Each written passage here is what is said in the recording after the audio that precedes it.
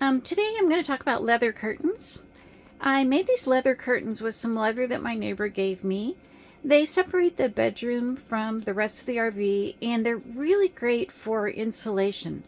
So I've been in really cold weather the last month or so, and what we do is we stay back here in the bedroom behind the leather curtains with the heater, and it's a very small space. It's maybe 8 feet by 8 feet, and it just gets warm and stays warm really well.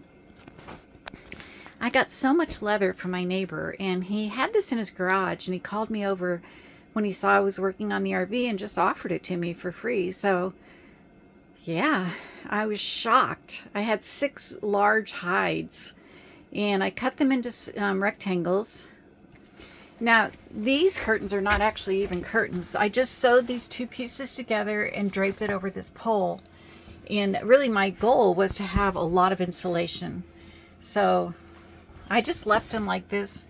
There's air in between, which helps the insulation. And I just do this at night. And it's really warm in here. So those are the curtains to the bedroom.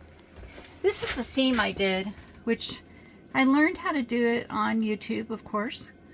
And I kind of made it my own.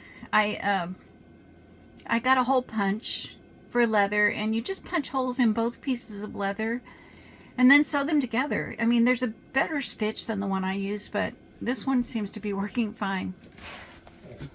Okay, today I'm working on this piece of leather. I'm making a curtain for the front of the RV. And as you can see, I've already punched the holes in one side of the leather curtain. And this is going to be more like a traditional leather curtain, where, you know, I'm just making a pocket for the rod here at the top.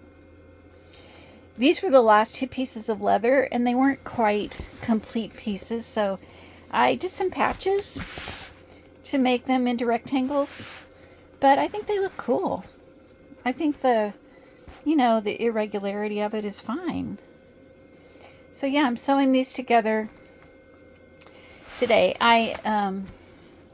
If you see the way I did it this time, I drew a line, and then I used a fork, and for each prong of the fork I punched a hole, and then that's just about the right distance to make a seam like the seam I just showed you. Today I'm doing this one. I'm going to punch holes along this line with the fork, like, you know, I use the fork to measure how far away the holes are from each other, and then I'm just going to sew them together like this and make a pocket for the curtain rod. But yeah, I have these 2 more pieces, and these curtains are going to go in the front of the RV, right behind the driver's seat. I figure if I ever want privacy, it might be nice to have some curtains up there. So yeah, that's what I'm doing today. This is the hole punch. It's a leather hole punch. I just got it on Amazon. And yeah, you just get the size that you want and put it against this plate and punch a hole. Okay. I hope you guys are having a nice day, and I'll see you next time.